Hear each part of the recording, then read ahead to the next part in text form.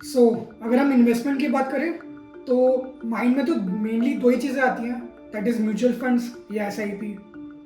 But what if you're looking for something more, an investment which is more deeper, more strategic and may potentially earn you high returns? तो इस video में मैं आपको सब कुछ बताऊंगा about the new specialised investment fund. तो अभी रिसेंटली सेबी जो मार्केट रेगुलेट करती है, they have introduced this new asset class and named it specialized investment fund. तो बेसिकली ये एक नया इन्वेस्टमेंट प्रोडक्ट है which sits in between the mutual funds portfolio management services and minimum investment in this is rupees 10 lakh.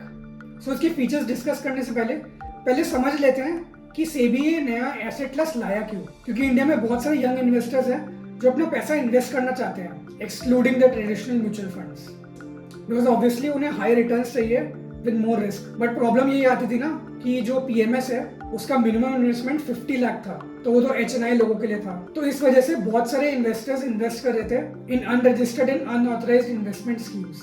तो चलिए अब देखते हैं कि SIF के बेनिफिट्स क्या हैं. सबसे पहले तो वो आपको और फ्लेक्सिबिलिटी देते हैं because they allow you to allocate up to 15% in single security, which is significantly higher than the 10% limit in traditional mutual fund schemes. And अगर हम fixed income strategies की बात करें तो SIF gives you allocation of up to 20% and with approval even 25%.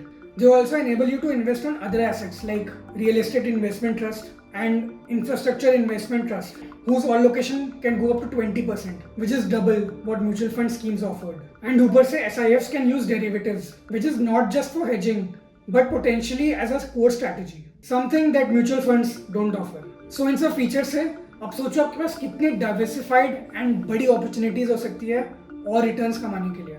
तो अब बात करते हैं कि ये SIF में इन्वेस्ट किसे करना चाहिए. अब देखिए, if you are someone who understands the market and you're ready to take a bit more risk, then SIF can be the best choice for you. तो अगर हम कोर्स स्ट्रक्चर की बात करें तो SIF बहुत हद तक म्यूचुअल फंड की तरह ही है, but the catch is you get more tailored investment options. And you should not forget that with great flexibility comes great responsibility.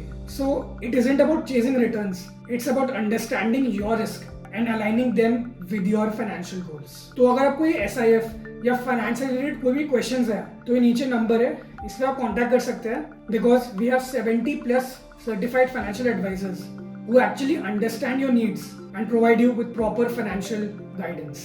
And अगर आपको वीडियो इन्फॉर्मेटिव लगा तो आप सब्सक्राइब करिएगा बिकॉज हम इस टाइप के वीडियोस एवरी वीक डालते हैं. एंड और फाइनेंस कंटेंट के लिए ये वीडियोस